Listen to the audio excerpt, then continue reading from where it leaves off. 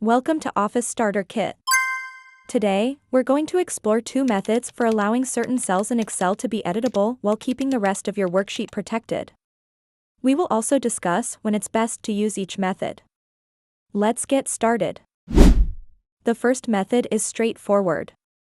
Unlocking specific cells before protecting your worksheet. Start by selecting the cells you want users to edit. Right-click on the selected cells and choose Format Cells. Go to the Protection tab and uncheck the locked box to unlock these cells. Then click OK. Next, protect the worksheet by going to the Review tab and clicking Protect Sheet. Set a password and press Enter. Retype the password and press Enter.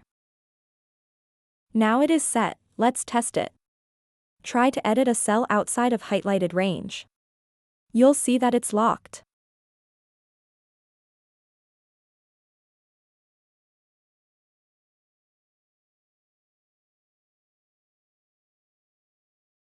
But if you click here, you can edit it.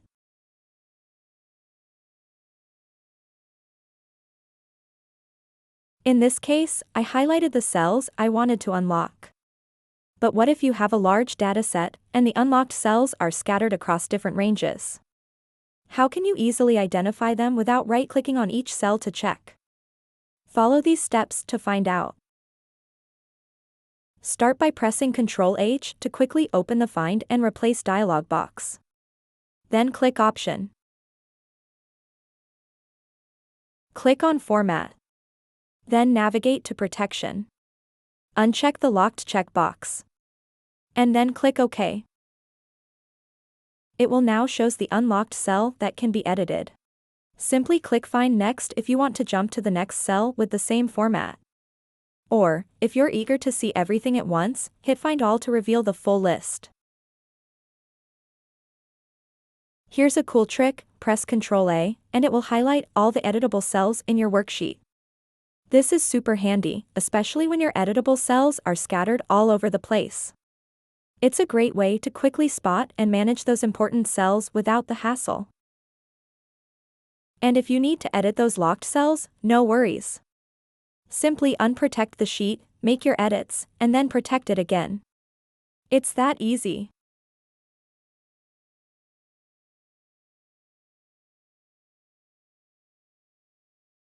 Awesome job!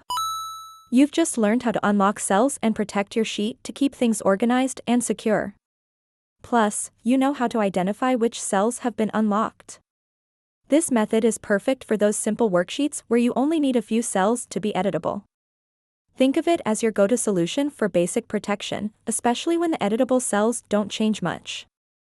For instance, you might use this in a budget tracker where only specific fields need to be modified. This method works great for simple worksheets with just a few editable cells.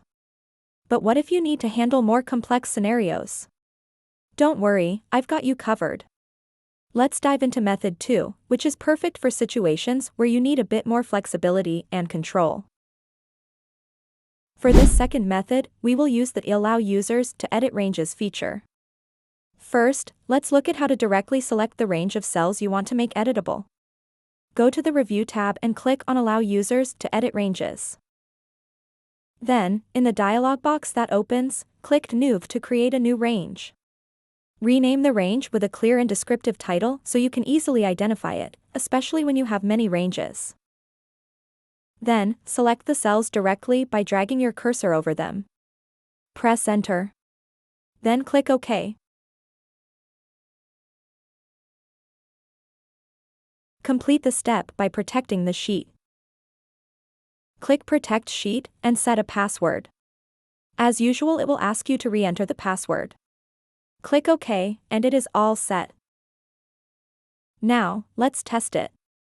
If you try to edit a cell outside the highlighted cells, you'll see that it's locked. But if you click here, you can edit it.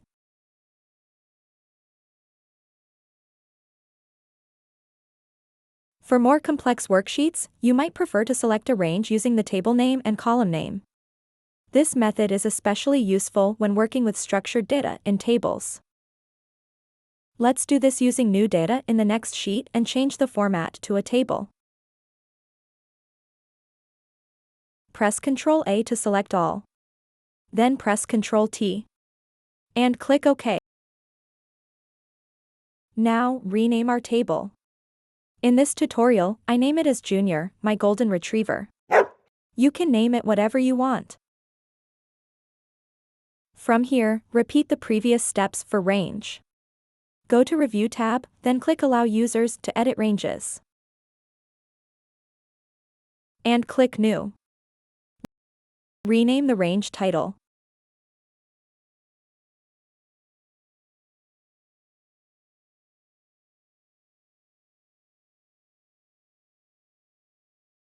This time, instead of manually selecting cells, enter the range using the table name and column name in this box. First, type equal. Then, enter the table name. Press opening square bracket. And then enter the column name.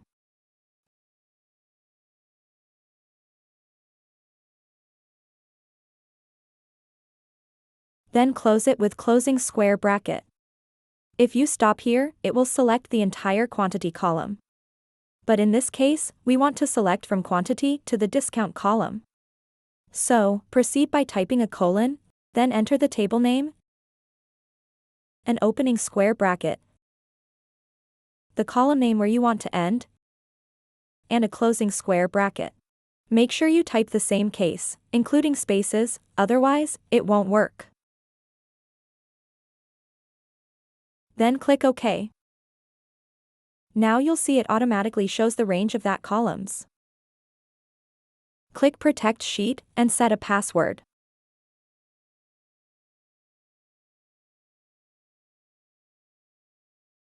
Re-enter the password. Click OK, and it is all set. Now, let's test it. If you try to edit a cell outside the highlighted cells, a message will pop up letting you know it's locked. To check which cells are included in editable ranges, go back to the Allow Users to Edit Ranges dialog box. Unprotect the sheet, and enter the password that you set. You'll see a list of all the ranges you've defined, whether they were selected directly or by using table names. You can edit or delete these ranges as needed. Don't forget to protect the sheet again once you're done. This method is ideal for larger, more complex worksheets, especially when different users need access to different parts of the data. The table name and column name method is particularly useful when your data structure is dynamic, as it automatically adjusts to changes in your table. So, we've covered how to make specific cells editable by unlocking them, and we've also explored the Allow Users to Edit Ranges feature to manage permissions on your Excel sheet. If you found this video useful, don't forget to give it a thumbs up, and make sure to subscribe for more Excel tutorials just like this one. Thanks so much for watching, and I'll see you in the next video.